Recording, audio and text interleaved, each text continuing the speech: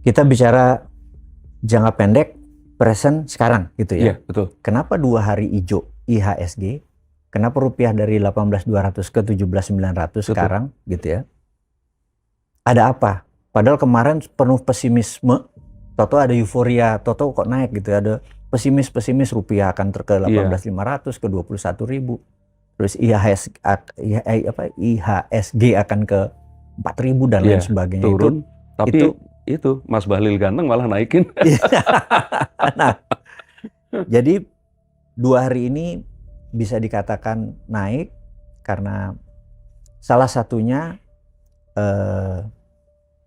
CEO Danantara dan juga Ketua BP BUMN memanggil 30-an sekuritas kemarin untuk didiskusi. Karena memang saat ini pemerintah tidak punya spokesman, tidak punya juru bicara yang mengatakan dengan cara yang benar dan dia beraura trust. Kita ini banyak dia ngomong informasi begini tapi gua nggak trust lo. Ya itu. Jadi kita ini kekurangan person yang dipercaya yang ngomong mewakili pemerintah. Gitu. Ini fakta. Jangan nunjuk saya ya Pak Presiden. Saya bisa ngomong yang benar belum tentu orang suka gua. Jadi akhirnya COO Danantara memanggil atau berdiskusi. Di situ terjadi tanya jawab. Mereka bertanya tentang seperti keluhan investor-investor asing bahwa MBG itu adalah proyek pemborosan, Kopdes juga proyek pemborosan, versi pendapat asing yang mereka terima. Maka dijelaskan bahwa MBG itu dikumpulkan sebanyak 300 miliar dari inefisiensi APBN yang hampir 700 triliun. Inefisiensinya sekarang dikumpul-kumpulin dapat 300 triliun. Karena itu nggak heran kalau tadi berkurang biaya inefisien tadi dipindahkan ke sini. Jadi tidak ada dana baru. Ini dipindahin. Istilahnya nih maaf ngomong, ini hilang 50% aja lebih baik daripada ini hilangnya 100%. Ini nih versinya pemerintah itu ya. Pemerintah menjelaskan. Juga Kopdes. Itu dana yang memang desa dapat 3 miliar setahun. Yang kemarin nggak jelas juntrungannya. Sekarang 1,5-nya dipaksa dibangun koperasi walaupun ada di puncak Gunung Lawu gitu. Tengah hutan. Tengah hutan. Masih lebih baik ada wujudnya gitu ceritanya. Ketimbang kemarin dijadi ongkos nikah para kades gitu ya. Berbeli Pajero 5 mereka gitu. Nah, kayak gitu itu mereka akhirnya dijelaskan. Terus mereka akhirnya jadi paham. Dan itu membuat signal positif. Istilah saya, bro, kenapa lu nggak ngomongin ini dari dulu, bro? Itu, gitu itu maksudnya, gitu. Ya, baru sekarang ini, ya kesadaran kan kadang-kadang manusia belajar, pemerintah pun belajar. Dia learn the hard way dengan cara yang keras. Jadi saat ini asing memang keluar dari Indonesia. Tapi memang ini kita memang dihukum. Bayangin. PI kita itu bisa sampai 100 kali, padahal yang wajar itu kan 10, 15 paling top. Terus dari EBITDA itu naik 15, 10 sampai 15, ini bisa naik 100 kali. Berarti kan itu saham gorengan.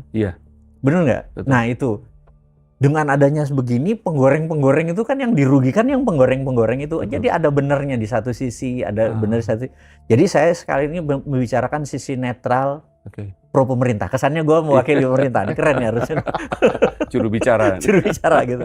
Nah, kita harus melihat apa-apa kan dari, ya kalau jurnalis kan cover both side. Nah ini kita melihat dari dua itu. Terus juga isu akan digantinya Pak Purbaya isu. Bisa Dede, bisa Pak Menteri Kesehatan tuh Budi Sadikin dan lain sebagainya. Bisa, semua itu bisa. Nah, pasar menganggap itu sebuah excitement Karena Purbaya bukan tidak bisa kerja. Iya. Ini versi pasar. Iya. Purbaya nggak bisa ngomong.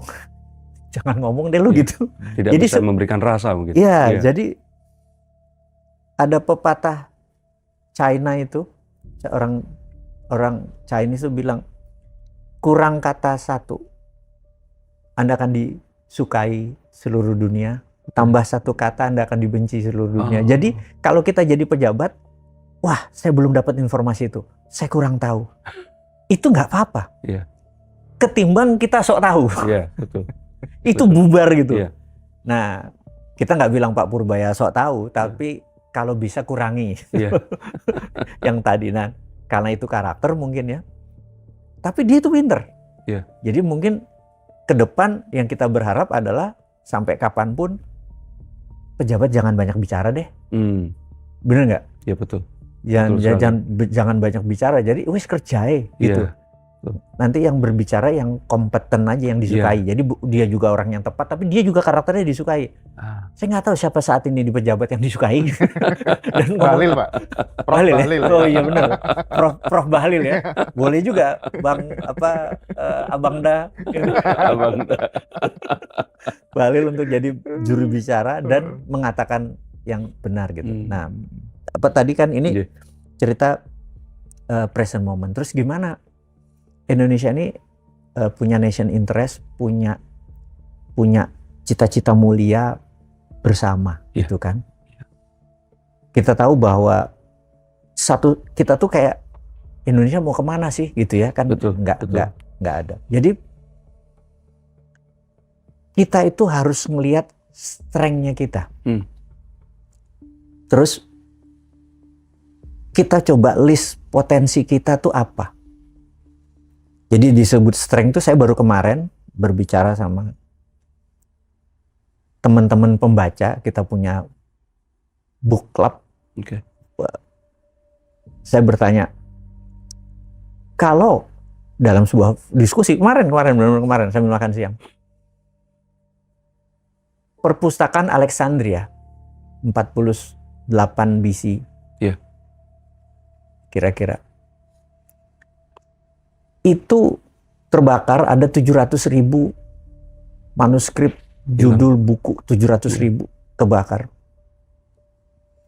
Saya bertanya, IQ orang-orang Alexandria kira-kira berapa? Mungkin 130, 140 gitu. Wah, menarik ya. Terus 100.000 artikel itu ada terselamatkan dari 700.000, terus dibawa ke Baghdad. Di mana sampai puncaknya di zaman Harun 500 zaman Abbasiyah 500 tahun. Itu manuskrip 100.000 ini itu menjadi hampir 1 juta lebih. Selama 500 tahun inilah kejayaan ini. Tapi sama Mongol habis lagi. Iya. Gitu kan? Betul. Saya tanya, berapa IQ di zaman Bait al-Hikmah, di zaman House of Wisdom-nya Abbasiyah? Mungkin 130, 140 gitu. Iya. Pertanyaan kenapa Indonesia 78? Kan gitu kan? Iya betul. Karena kita nggak kritis lagi, kita nggak free thinker lagi. Kita tuh udah, kamu nggak boleh naik ojek karena itu nggak muhrim. Kita udah terlalu dipagari sama dogma-dogma, doktrin-doktrin yang membuat kita tuh mau gini nggak boleh, mau ini nggak boleh. Akhirnya kita jadi gini aja udah. Padahal free thinker itu semua benar. Gak ada salah dalam free thinker. Begitu ada, oh ini salah, ini tidak benar, free thinker tidak jalan. Free thinker cuma ada benar sama lebih benar, benar sama lebih benar, cuman itu toh. Free thinker nggak boleh mikir salah. Dan di sini nggak boleh, ini nggak boleh, salah terus. Itu sudah terjadi dalam 50 tahun terakhir. Inilah menurunkan IQ, karena IQ itu free thinker tuh, jadi IQ itu man-made.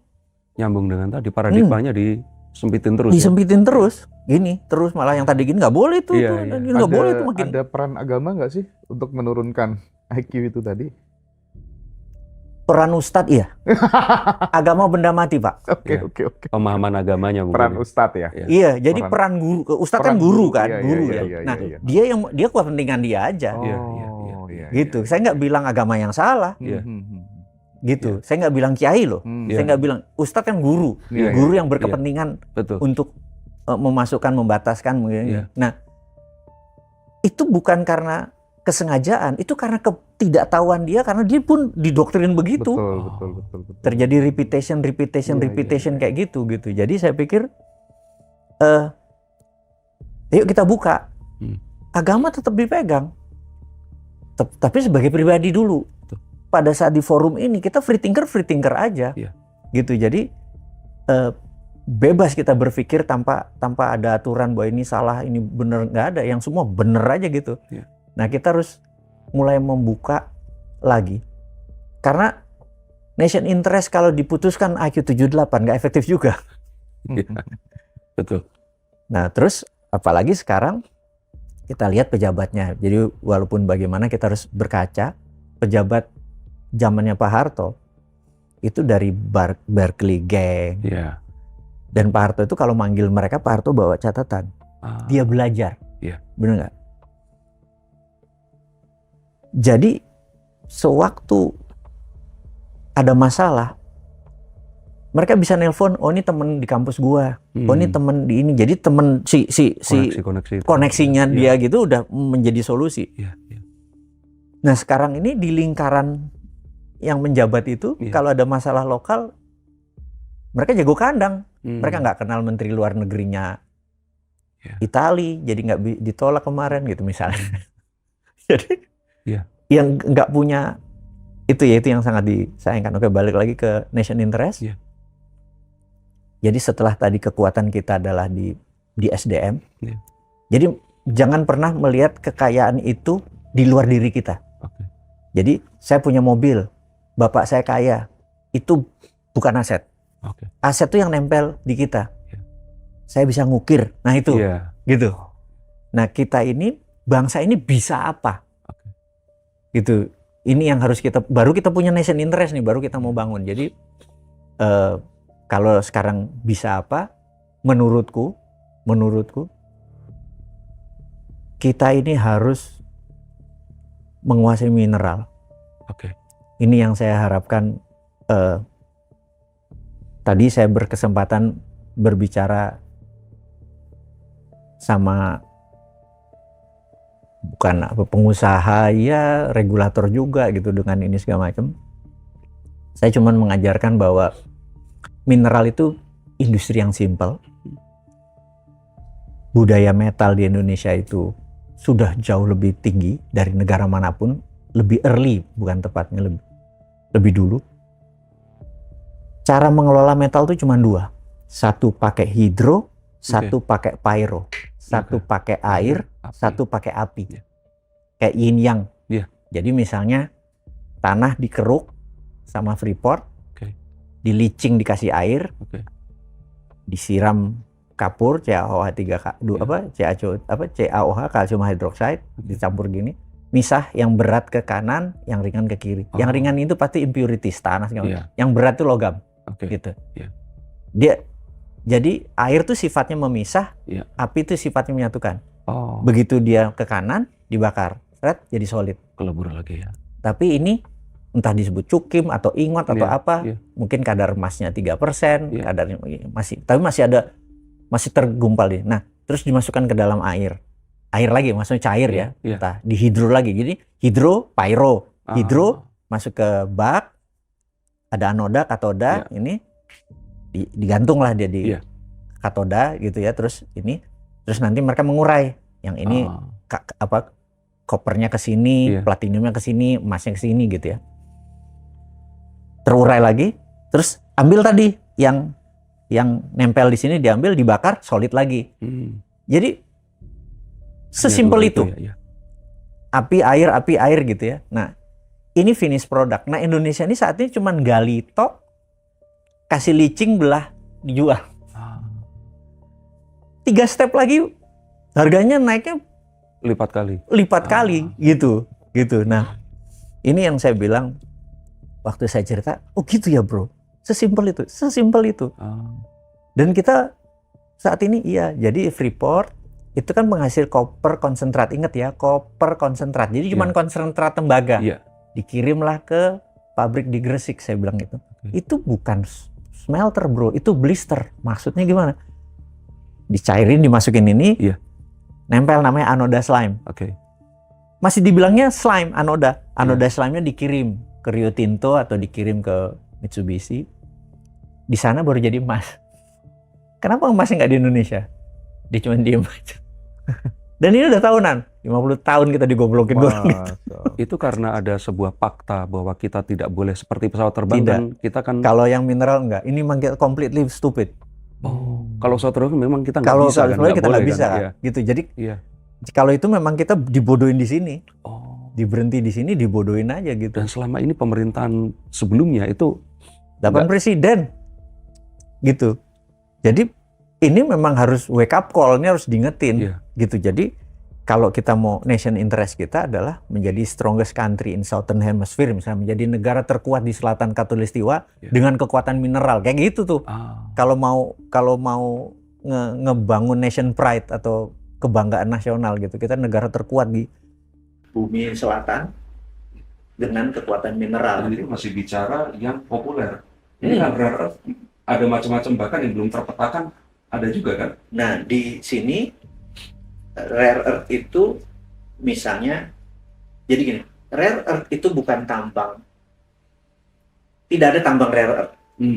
Rare earth itu nempel, ada sama produk utamanya. Jadi gini, emas itu nempel di koper, karena itu namanya tembagapura. Hasilnya koper konsentrat. Baik. Bukan tambang emas. Rare earth juga sama, dia terbanyak nempel sama timah, tin. Nempel sama timah. Timah itu nanti tailingnya, sisanya yang dibuang, yang diambil timahnya, tailingnya itu namanya monasit. Monasit itu antara 30-40% isinya masih impurities. Monasit kita pisahin, selek, nanti ketemu namanya mixed rare earth. Udah rare earth tapi masih mix. Karena rare earth ada 17 unsur. Ada thorium, ada uranium, ada lanthanum, ada neodymium, ada cerium. Itu ada 17 unsur. Nah, dari rare earth yang mix tadi nanti diurai lagi, di-refine menjadi single element. Thoriumnya sendiri, neodymiumnya sendiri. Neodymium itu magnet. Gitu. Itu sendiri-sendiri. Nah, monasit ini dilepas ke Cina. Harga monasit loh. Bukan harga rare earth. Kita ya Allah, isinya 40% rare earth. Digratisin. Goblok kok turunan. itu ya kita bengok-bengok bukan karena saya. Gini, ada banyak pakar akademisi mineral, ahli metalurgi segala macam. Mereka stuck sama keilmuan. Kepangkatan, degree, gelar, dekan, gitu-gitu lebih terpesona daripada membuat ini menjadi benda nyata, muncul ini loh TH, thorium, ini loh Nd, neodymium. Kalau tanya secara jurnal bisa, secara konsep bisa, diterusin aja. Kenapa sih nggak mereka terusin? Mereka juga tahu kok ilmunya gitu. Nah, jadi balik ke topik kita. Kita ini kalau semuanya dijumlah, itu menjadi powerful sekali. Itu yang saya pikir kita harus segera punya, ini jadi power. Ini jadi power, jadi nation interest tadi ini jadi nation interest. Kan negara lain nggak punya. Gitu. Mudah-mudahan itu bisa didengar. Terus masyarakat sepakat bahwa nation interest kita adalah bukan bukan spice route lagi, tapi mineral route. Gitu. Ya nggak tahu nih, kita ngimpi konstan kok gua. Makanya gua bilang kayaknya gua harus melihat tahun 2070 dalam broadcast saya, umur saya, karena saya mau melihat Indonesia mungkin di tahun 2070 kalau roadmap ini Indonesia menguasai 60% mineral dunia nih gitu. Ini ngimpinya. Jadi harus di broadcast gua, umur gua mati sekian, umur sekian. Sama kayak foto di itu tadi ya. Di Singapura itu tadi. Nah, tapi apa mungkin negara-negara lain itu membiarkan kita seperti itu, Pak? Kalau jadi rare earth, kita bicara rare Iya. earth dulu. Rare earth terbagi dua. Ada yang green rare earth, Iya. ada radioaktif rare earth. Jadi kita akan memproduksi rare earth yang tidak ada thorium dan uraniumnya. Oke, yang green. Yang green. Iya. Karena ini banyak dibutuhkan oleh baterai. Baik. Nggak ada yang protes. Iya, Bener nggak? betul. Nggak ada yang protes. Betul.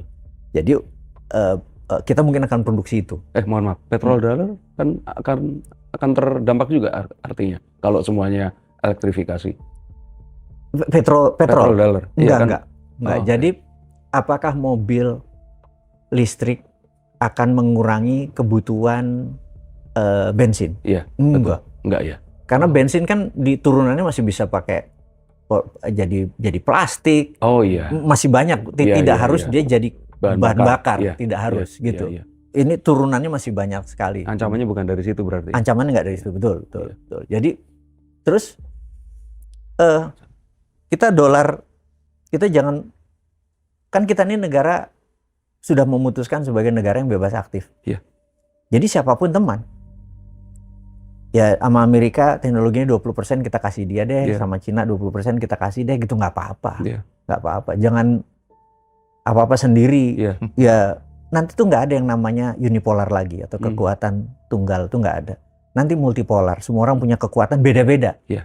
Yang ini kekuatannya di sini, ini kekuatan. Jadi multipolar gitu. Nah, kalau udah multipolar begini, kita adil kok. Kalau udah gitu kan nggak berani macam-macam. Gue butuh Iya, ininya dia, iya, ini iya. butuh dari sini gitu. Iya. Saya berharap sih Menteri Luar Negeri kita, kita bicara ke internasional, geopolitik kita harus tepat gitu ya.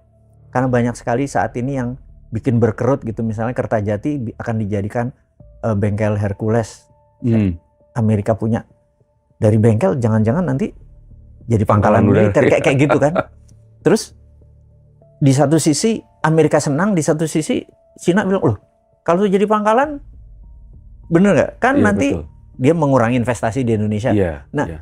Ini nih diplomasi kita tuh lemah sekali. Jadi selain tadi komunikasi publik kita lemah, diplomasi ke luar negeri kita juga lemah. Kita nggak punya kayak ada Maliknya. Iya. Iya kan? Iya. Orang-orang jago-jago diplomasi itu Iya. kopong. Jadi saya berharap, ini bicara Indonesia, Iya. saya takut ini bukan flight capital atau uang keluar dari Indonesia. Oh iya. Yang saya takut adalah human capital. Oh, Orang iya. pinter keluar dari Indonesia. Betul, karena takut. Itu jadi brain drain kita. Iya, Orang pinternya iya, keluar jadi brain drain. Iya. Wah, itu berat, Pak. Iya. Mudah-mudahan ya enggak, walaupun banyak yang di luar udah. Iya, makanya. Takutannya ya seperti itu tadi. Nah, sama satu lagi yang membuat penasaran kan, selama ini kan presiden-presiden di seluruh dunia ini kebanyakan masih baby boomers di Setuju. akhir-akhir ini Setuju. nih. Iya. Mungkin kenapa Pak Prabowo pun lebih sering ke Prancis karena presiden Prancis kan yang Gen X ya.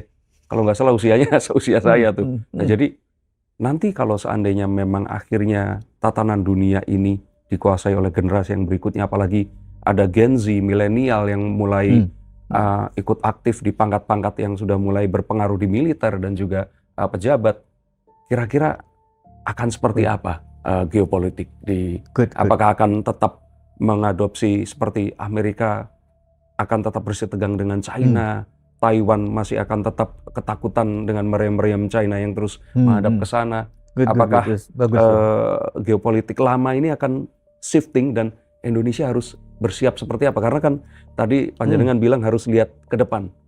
Good. Jadi bagus nih pertanyaannya. Jadi 20 tahun terakhir emang pemerintah dunia makin banyak negara menjadi otoritarian. Jadi otoritarian itu kalau jelek jadi diktator, Ya. Kalau bagus? Kalau bagus jadi Lee Kuan Yew. Nah, betul, ya. Betul sekali. Iya kan? Iya. Dia kan otoriter juga Iya, gitu. iya, iya. Jadi itu sebenang tipis tuh. Iya. Gitu. Tapi dunia sekarang ke arah otoritarian. Jadi negara-negara yang pemimpinnya di atas 70 tahun, Xi Jinping, Putin. Erdogan, Ya. Ya, Indonesia termasuk ya. Indonesia, terus siapa? Anwar Ibrahim, Iya. itu semua dididik dengan fierce perang Vietnam dan perang dunia kedua. Betul. Gurunya mereka tuh mendidik itu. Jadi bawaan perang itu besar. Bawaan perang. Nah,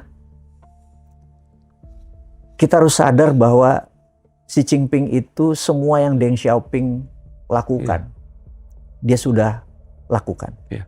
Sama dia. Dan dia nggak mau sama dengan Deng Xiaoping. Dia mau lebih. Deng Xiaoping nggak bisa ngambil Taiwan. Oh iya. Berarti Taiwan ini by all means pasti akan menjadi balik lagi ke Tiongkok. Ini tinggal menunggu waktu. Kapan? Nah, di 2028 itu ada pemilihan umum di Taiwan. Cara untuk merubuhkan China ini bukan kayak Amerika perang dar-der doang. Cara untuk merubuhkan yang kita lihat skenarionya adalah dia akan memenangkan partai Kuomintang. Yang pemimpinnya yang cewek ini. Betul. Kalau Kuomintang jadi, dia akan masuk kembali menjadi provinsi dengan Taiwan jadi kayak Hong Kong. Punya currency sendiri, punya bursa sendiri, punya ini, tapi di bawah China. Udah gitu. Jadi mungkin 2028 akan awal dari perubahan. 2029 itu semua akan dimenangkan oleh Tiongkok. Dan Tiongkok memiliki pabrik TCMS, pabrik chips dan ini semikonduktor. Dan dia akan menjadi number one country. Kalau smooth, kira-kira Amerika pasti akan. Bener nggak? Amerika akan fight nggak gitu? Pasti. Fightnya bagaimana? Dia buat pangkalan di Filipina, dia buat pangkalan di Indonesia, buat pangkalan di Korea, dia buat pangkalan di ini untuk Chain Island. Ini kan untuk membuat mata rantai penyerangan dia, karena dia menyerangnya kan jauh, terlalu mahal. Dia harus buat sekarang di balik bumi yang lain. Iya, dia harus membuat sekarang. Jadi nggak heran China tidak suka sewaktu Hercules punya Herculesnya Amerika punya bengkel di Indonesia, dan kedua nggak suka waktu alki udara kita boleh dipakai oleh Amerika. Nah, dua hal keputusan geopolitik itu China tidak suka. Jadi saya bisa menyarankan ke Pak Presiden, kami harus melakukan itu karena begini. Untuk itu rare earth kami buat kamu. Give and take-nya seperti itu. Ya, tapi rare earth dengan mutu ini bukan monasit kata ini. Nah, kita kasih harga murah dengan kayak gitu, itu ketemu. Nah, kita ini saat ini nggak punya alat tawar tadi, kita nggak punya tawar-tawaran. Jadi kita kan pasti punya kebijakan tersendiri. Tapi sayangnya teman kita menjaga jarak. Nah, kita nggak boleh. Nah, jadi apa tadi inti pertanyaan Mas Denny apa? Nanti akan seperti apa Indonesia, jadi bagaimana saat itu kan otomatis geopolitiknya akan bergeser. Begitu ternyata terjadi bedil-bedilan. Perang itu di halaman belakang kita loh, di Laut Natuna Utara kan. China Selatan itu ya. Gue nggak mau ngomong Laut China. Jadi itu kan selatannya China, tapi utaranya Natuna kan. Iya, betul. Kita ngomongnya Laut Natuna Utara. Dengan sebutan Indonesia ya. Laut Natuna Utara itu perangnya kan di sana, karena perangnya naval war, perang ini kan. Nah, kita akan kena impact-nya karena Selat Malaka akan menjadi ajang choke point-nya Amerika untuk nyekek China. Berarti kan battlefield-nya, perangnya akan di Indonesia kan? Iya, betul. Salah langkah bubar kita. Gitu, ini yang saya pikir saya harus bengok-bengok supaya pejabat ini ngeh. Jadi saya kan threat analysis, jadi saya melihat apa-apa dari sisi ancaman supaya ini. Nah, ini mungkin terakhir informasi. Kita tahu ada negara yang terdampak parah karena Selat Hormuz. Di awal 1 minggu, 2 minggu, 3 minggu, sebulan, 2 bulan masih belum terasa. Tapi begitu akhir 2026 Ini telak mukulnya. Jadi negara yang paling terdampak adalah negara Asia Selatan. Sri Lanka, Bangladesh, Pakistan, India. Oh, oke. Karena mereka nggak punya sumber BBM, Iya. nggak punya bahan baku pupuk. Oke. Urea datang Iya, dari Hormuz juga. Qatar Iya. lewat ini, Hormuz. terus natrium ya bahan baku ini, terus juga hidrogen untuk kesehatan segala macam, rumah sakit segala macam itu datangnya dari lewat Selat Hormuz. Jadi mereka ini yang kecekek saat ini. Iya. India masih dapat dari Rusia. Betul. Jadi diperkirakan, ini matematik sekali ngitungnya. Iya. Matematik. Akhir tahun ini, paling telat awal tahun depan, bond dari pemerintah Sri Lanka, Pakistan itu akan default. Oh. Gagal bayar nih. Terus? Gitu. Terlihat biasa-biasa saja kan? Iya. Tapi ini secara psikologi akan nular ke Asia Tenggara. Oh, Karena berantai. ada 2-3 negara di Asia Tenggara ini di 2027 yang punya problem seperti itu, yaitu Filipina. Filipina ini nggak punya sumber. Oke. Jadi, dan Thailand juga agak sedikit goyang. Oh. Dan Indonesia, karena saat ini dalam negeri. Jadi, apa yang terjadi 2027 awal, ini goyang lagi nih. Oke. Karena efek-efek ini, gitu ya. Jadi, saya nggak lihat ada pejabat sekarang mengantisipasi langkah ini. Oh. Jadi kalau ditanya who define threat, siapa yang menentukan ancaman di negara ini? Oke. Nggak ada. Lembaganya nggak ada, individunya nggak ada. Sekali lagi jangan bosman dikasih tugas itu ya. Harusnya ada War Department ya untuk Harus ada itu yang ya. menganalisa dari sisi ini sehingga apa tindakan kita terhadap default tadi akan jadi psikologinya Iya, defaultnya iya, psikologi iya, ya iya, iya. default psikologi Betul. itu sebentar lagi akan terasa.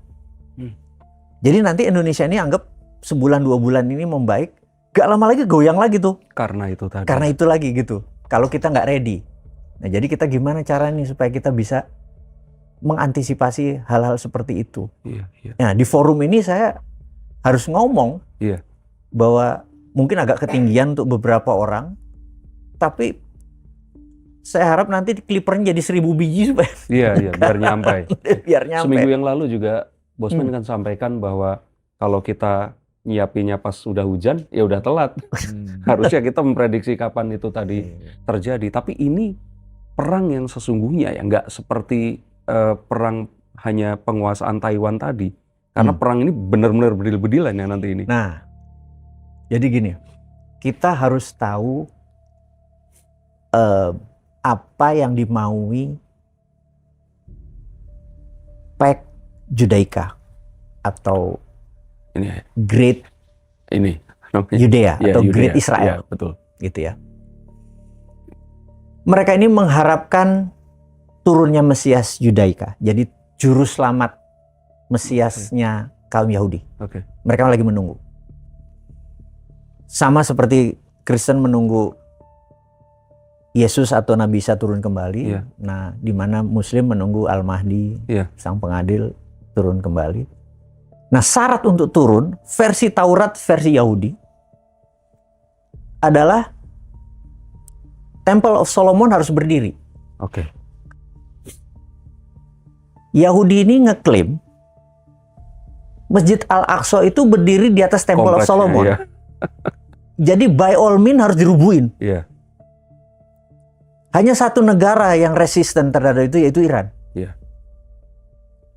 Jadi Israel akan membuat Iran harus hancur demi misi itu tercapai. Oke. Begitu juga sebaliknya. Iran harus. Iran demi misi itu tidak tercapai, Israel harus hancur. Perang tidak akan selesai di Timur Tengah. Karena ini momennya ya sekarang ini. Gitu. Jadi perang itu akan membuat dolar minyak mungkin ke 200. Itu sebuah realita. Apakah akan berhenti perang? Enggak sekarang. Dipikir kemarin dengan dibunuhnya pemimpin Iya. Iran, dia akan kolaps. Ternyata mosaik defense-nya dia udah kayak imam sholat begitu, ini krek autopilot Iya. begitu gantinya. Betul. Jadi mereka udah nggak peduli. Di Iran diganti Mojtaba dieksekusi, Greg langsung cepat. Greg Mosaic defense itu adalah mereka nggak pernah belajar tentang Islam. Iya. Karena Islam begitu imam batal ke Greg langsung Iya, cepat betul, ganti. betul. Dan itu autopilot. Iya. Nggak lu aja gitu. Iya. Atau nggak ada gue terus nggak ada Iya, imam. iya. Nggak pernah. Dalam hitungan detik Iya. imam batal dia kentut keluar Iya. langsung udah ada yang ganti. Iya. Dan itu mosaic defense, maksudnya bertahan dengan mosaik di mosaik gitu loh.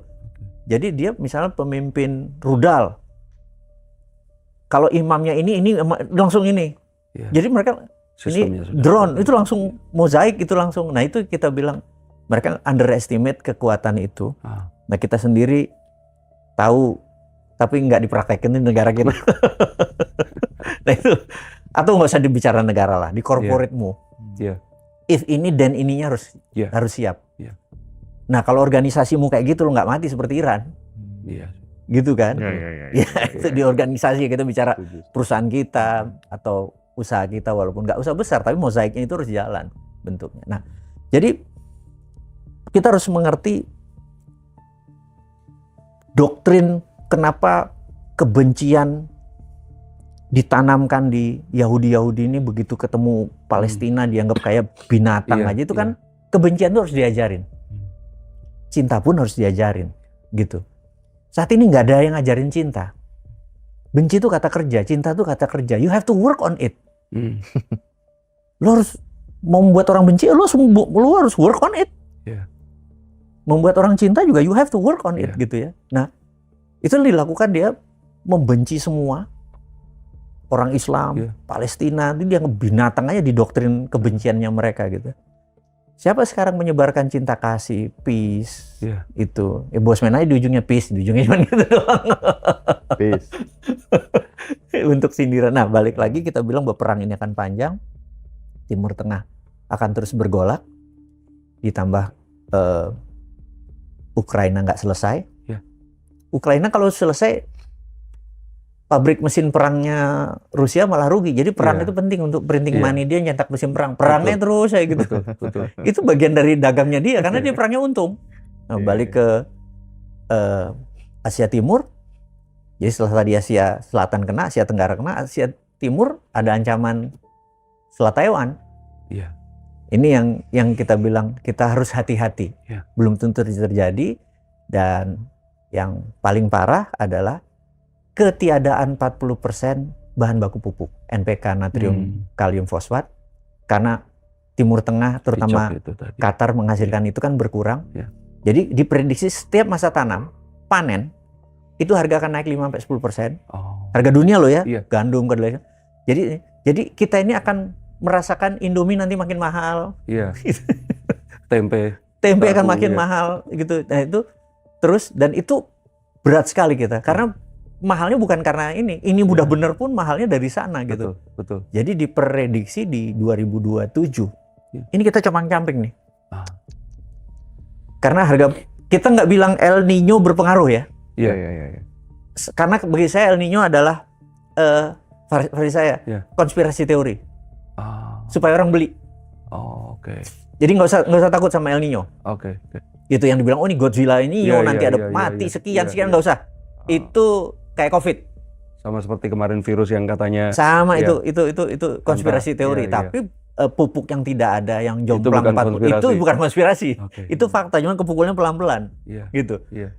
Ini pun saya nggak lihat antisipasinya di pemerintah kita saat ini dan masyarakat. Karena tidak dieduket masyarakatnya. Harusnya kan dieduket kan, Iya. gitu. Jadi kalau balik ke cerita Nabi Yusuf, ya ini masa 7 tahun kering. Oh. Yang Nabi Yusuf sudah 7 tahun prepare. Iya. Sehingga waktu ini dia tidak. Nah kita ini akan kering nih. Kita nggak prepare. Nggak seperti ya gandumnya diginiin, Iya, dibuat tungku selama 7 tahun itu tidak rusak. Kan itu sampai sekarang dipakai kan. Nah kita ini bakal terjadi nggak prepare sama sekali. Masyarakat nggak prepare. Masyarakat hope-nya adalah mudah-mudahan rupiah nanti menguat. Mudah-mudahan nanti ini. Jadi semuanya pakai mudah-mudahan, tapi nggak ada usahanya gitu. Ya, karena kita hidupnya di surga selama ini. Iya benar sih, benar sih. Nah itulah aku bilang di ngaji Roso ini saya bisa ngomong seperti ini gitu. Iya, Puas gua. Monggo Mas. Iya, Apa iya. lagi? Terakhir ya, mungkin ya itu Mas Den. Yang di sebelahnya Mas Den itu. Ada dua hal tuh. Aku, Iya. mungkin dua pertanyaan terakhir ya, setelah itu close ya. Iya. Yang pertama, buku itu kan sebenarnya buku yang banyak merubah nasibnya banyak orang tuh Mas Den. Iya. Sadar kaya tuh. Pertanyaannya, kenapa kok nggak jadi kaya aja? Kenapa harus sadar kaya gitu? Oh, Satu. iya. Yang kedua, soal itu Mas Den. Nah, Ini ya, si emas sama perak gitu kan, Iya, iya. investasi terbaik di masa seperti ini tuh gimana penjelasannya? Jadi Gitu.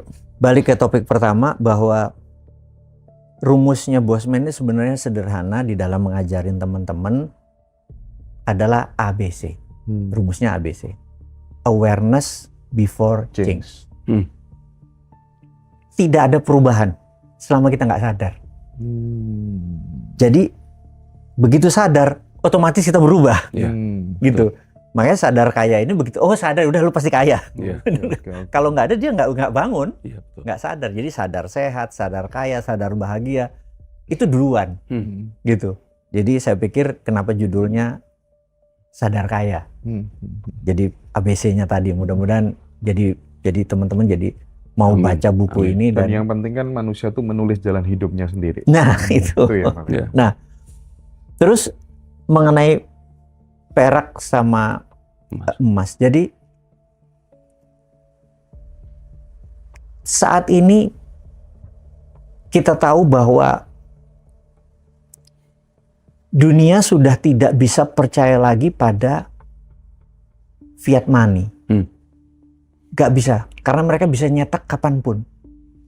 Dua benda ini tidak ada bank sentralnya yang bisa memprint seenak-enaknya.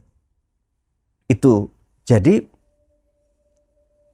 melihat dunia ini bakal gonjang-ganjing terus ya, Ukraina nggak kelar, Timur Tengah nggak kelar, ini nggak kelar, kan gonjang-ganjing. Betul. Gitu. Ekonomi dunia ini kalau untuk take off nggak mungkin. Ya. Kalau mati ya mati pelan-pelan tapi ya Ya. gitu. Maka ini adalah suatu safe haven yang nggak bisa gini, beli tanah saat ini bisa beli bisa nggak bisa jual loh. Memang iya. Iya kan? Betul sekali. Deposito Ya. bunga 10%, inflasinya 15%. Karena yield itu. Jadi Iya. terus tadi harga barang selalu ini. Betul. Hanya ini yang membuat inflasi itu zero. Iya. Iya kan? Betul. Jadi kenapa zero? Kenapa tidak ada inflasi di emas dan perak? Sekali lagi, karena tidak ada yang bisa printing seenak-enaknya. Dia harus mengambil, harus nambang kan, Iya, nambang, iya, memproses ini. Jadi saat ini kalau kekayaan dunia adalah 1.100 triliun. Oke. Gini, 1.100 triliun itu dapat dari mana? China 20 triliun dolar, Amerika 28 triliun, Indonesia 1,5 triliun. Kekayaan dijumlahkan. Iya. Jadi Indonesia masuk G20 karena negara 20 terkaya itu Indonesia masuk. Iya. India berapa? Indonesia 4. India tuh 3 kali lebih kaya dari kita loh. India tuh 4,5 triliun dolar gitu kan. Terus Jepang, Jerman dan lain sebagainya. Kalau di total tuh 110 triliun dolar. Kekayaan dunia dalam bentuk uang. Nah, sementara emas yang sudah diproduksi itu baru 100.000 ton. Nilainya adalah? Kalau mau 1:1, Oke. emasnya harus dicetak 10 kali lagi. Oh. Jadi pilihannya adalah harga emas naik 10 kali lipat, atau uang beredar dibakar. Iya. Tinggal 10%-nya. 90% dibakar semua. Kan nggak mungkin ini yang diturunin. Iya, betul. Yang mungkin adalah nilai ini dinaikin. Tambahkan. Gitu. Betul. Atau produksinya ditingkatkan. Antara dua nih. Jadi produksi. Sementara lagi ya. memproduksi tidak secepat. Menaikkan. Jadi kemungkinan ada dua nih. Secepat-cepatnya kita memproduksi 10 kali lipat. Nggak bercanda itu. Jadi kemungkinan ini akan naik. Oke. Menyamakan ini untuk 1:1 antara uang beredar dicetak fiat sama ini. Udah kebayang kan? Iya. Jadi kalau kita ngelihat dagang nih, wah ini under value, gitu loh. Iya teman-teman ya. Jadi teman-teman harus melihat bahwa ini tuh under value. Yeah. Berapapun harganya ini tuh under value. Yeah. Kalau kita bilang, oh saya beli di sana 950.000, kok di sini 1 juta. Ya Allah, kalau 50.000 lo pikirin mah, lo pikirin karena ini bukan membuat kaya lo instan. Yeah. Ini benar-benar sebuah jangka panjang. Insurance untuk kita. Itu kalimatnya benar. Ini adalah insurance gitu. Jadi kita tabung pelan-pelan aja, tabung pelan-pelan aja, karena ini lebih simpel menabung segini kotak gitu aja sudah sama dengan tanah 200 meter dan misalnya menjaga gitu. hasil kerja keras kita nggak terpangkas kemakan inflasi dan lain sebagainya. Jadi balik lagi ke cerita tadi, saya berharap teman-teman melihat ini adalah bahwa ini valuasinya harus naik 10 kali lipat minimum untuk menyamakan ini, atau nilainya tetap, misalnya sekarang emas adalah 2,7 juta per gram, misalnya tetap, atau perak misalnya 100.000 per gram biar gampang ya. Ini tetap jumlahnya ditambah 10 kali lipat. Jadi 1 juta ton misalnya gitu. Kita nggak yakin dalam 10 tahun ini akan terproduksi, orang ini produksi sekian ratus tahun kok. Benar nggak? Iya, betul. Jadi kemungkinan harganya yang naik yang lebih memungkinkan untuk 1:1. Iya. Apalagi Amerika saat ini terus printnya ini, jadi makin gede terus ininya. Si apa namanya? Iya, ini gapnya makin jauh. Ini akan semakin naik. Jadi saya pikir teman-teman ini dikasih informasi langitan ini. Manfaatin dah gitu aja. Karena kan orang mengira sekarang itu kalau mau beli emas, aduh sekarang di pucuk nunggu harga turun. Padahal pucuknya masih ada lebih lagi. Masih gitu. Iya.